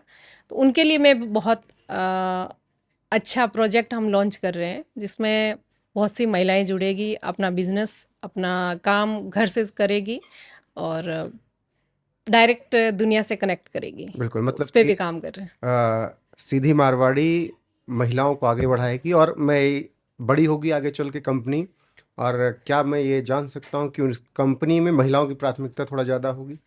बिल्कुल, आज भी है। आज भी जितने भी हमारा स्टाफ है, चाहे फैक्ट्री पे है, चाहे हमारे ऑफिस में है, चाहे हमारी ब्रांचें हैं, हम्म। तो हमारे स्टाफ फैक्ट्री पे जितने भी महिलाएं हैं, मतलब जितना भी स्टाफ है उसमें ज़्यादातर महिलाएं हैं। ऑफिस में भी ज़्यादातर महिलाएं हैं। और जितने भी हमारी ब्रांचें खुली है या फिर जिसके साथ एग्रीमेंट साइन हुआ है, उसमें प्रायोरिटी हमारे महिलाओं को दी जाती है कि एक महिला ही आए, एक महिला के साथ बिजनेस डील करें और उस बिजनेस को चलाएं। जितना भी हम बिजनेस अभी तक कर पा रहे हैं उसमें महिलाओं को जोड़ रहे हैं, प्लस महिलाओं को एक स्पेशल छूट भी देते हैं कि कुछ तो कैसे भी करके उनको जोड़ें, और वो भी आगे आएँ, अपना काम धंधा करें, शुरू करें। और एक महिलाओं के लिए थोड़ा ये भी छूट होगी अगर आउटलेट ले रही हो तो? बिल्कुल, उनके लिए भी कुछ खास स्कीम है कि वो छोटे स्तर से भी जुड़ सकती है, बड़े स्तर पे भी काम कर सकती है, और उसमें बहुत बड़ा खास छूट भी दे के उनको जोड़ते हैं। ठीक है, आखिरी सवाल आपसे। देश के नाम, महिलाओं के नाम, युवाओं के नाम आपका कुछ संदेश हो तो जरूर। मैं हर जगह बोलती हूँ कि जो हमारे पास है वही सबसे खास है, बाकी सब बकवास है। तो उन सभी महिलाओं को, उन सभी युवाओं को कहना चाहती हूँ कि आप जहाँ भी हैं, जिस ढाणी में बैठे हैं, जिस गांव में बैठे हैं, जिस जगह बैठे हैं, चाहे वो छोटी है, बड़ी है, वो कोई मायने नहीं रखती। आपके पास फैसिलिटी कितनी है, आपके पास ज्ञान कितना है, वो भी कोई मायने नहीं रखता है। बस मायने रखता है कि आप में काम करने की जुनून, आप में वो एक कदम बढ़ाने की हिम्मत कितनी है। अगर वो आपने बढ़ा ली है तो आपके पास हजारों रास्ते खुले खुले मिलेंगे। और वो सारी चीज़ें, फैसिलिटी है, वो ज्ञान है, जिस फील्ड में आप उतरोगे, जिस फील्ड में आप काम करोगे, 1 साल काम करोगे, 2 साल काम करोगे, उसका नॉलेज आपको ऑटोमेटिक धीरे धीरे मिलता जाएगा। ज़रूरी नहीं है बहुत बड़ा बिजनेसमैन बनने के लिए बहुत बड़ी बड़ी बुक आपको पहले पढ़नी पड़ेगी, बहुत बड़ी डिग्रियां करनी पड़ेगी। ज़रूरी ये है कि आप उस फील्ड में आना कितना चाहते हो, अपने आप को कितना खपाना चाहते हो। अगर वो हिम्मत आप में है तो आप बहुत कुछ कर सकती है। तो ज़्यादा फैसिलिटी पे ध्यान ना दें, ज़्यादा लोगों की बातों पे ध्यान ना दें, ज़्यादा खुद पे ध्यान दें, खुद के काम पे ध्यान दें, आप भी बहुत कुछ कर सकती हैं। बहुत बहुत शुक्रिया आपका इतनी अच्छी बातें कहने के लिए। और मेरी तरफ से ढेर सारी शुभकामनाएं अभी तक जो आपने अचीव किया और फ्यूचर के लिए। आप दोनों को और आपकी पूरी टीम को हम उम्मीद यही करेंगे कि सिद्धि मारवाड़ी आने वाले वक्त में मसालों को लेकर देश का सबसे बड़ा ब्रांड बने। और वो जो आपने गारंटी शुद्धता की दी है, शुद्धता की वो गारंटी पर मैं ये कह रहा हूँ कि एक कस्टमर आप मुझे बनाकर जा रही हैं। और बिल्कुल। उम्मीद करेंगे कि शुद्धता की ये गारंटी बरकरार रहे और आप लोग यूं ही आगे बढ़ते रहें। और बहुत ढेर सारी शुभकामनाएं। और धन्यवाद। आपकी हंसी और आपके पार्टनर का जो सपोर्ट है वो बहुत खूबसूरत है। बहुत बहुत शुक्रिया आपका। धन्यवाद, आभार। तो ये थी हमारे साथ कौशल्या चौधरी, जिन्हें आप सोशल मीडिया पर सिद्धि मारवाड़ी के नाम से जानते हैं, यूट्यूब चैनल, उनके अलावा इंस्टाग्राम, अब उनके आउटलेट्स भी हैं। बाकी शुद्धता की गारंटी उन्होंने मसालों को लेकर दी। किस तरीके से बचपन से जो ख्वाब देखा, जो सपना देखा, वो पूरा नहीं हुआ, लेकिन डॉक्टर नहीं बन पाई। उसके अलावा उन्होंने जो चुना, उसमें भी उन्होंने इतिहास रचा। वो कहते हैं कि ऊपर वाले ने आपके लिए डेस्टिनी तय कर रखी है, और उनके लिए डेस्टिनी यही थी कि आप वहाँ से निकलेंगी जहाँ पर शायद महिलाएं थोड़ा पीछे हैं, और वहाँ से आपको महिलाओं को आगे लाना है, महिला सशक्तिकरण के लिए काम करना है। इसके अलावा उन्होंने खेत से लेकर मास्टर शेफ तक, मास्टर शेफ से लेकर फैक्ट्री तक, खुद की फैक्ट्री तक सफ़र तय किया है, और उस सफ़र की पूरी बातचीत हमने आपके साथ की है। और एक बात और, मॉडर्न दौर में उन्होंने ये बताया है कि कोई घूंघट, कोई साड़ी, कोई पहनावा आड़े नहीं आ सकता है। 3 बच्चों की माँ है, उस फैमिली के साथ साथ सास ससुर और हस्बैंड, उन सब को देखने के साथ इतनी बड़ी कंपनी भी चला रही हैं। तो इससे आप समझ सकते हैं कि एक महिला अगर कुछ करने पे आए, क्या नहीं कर सकती है।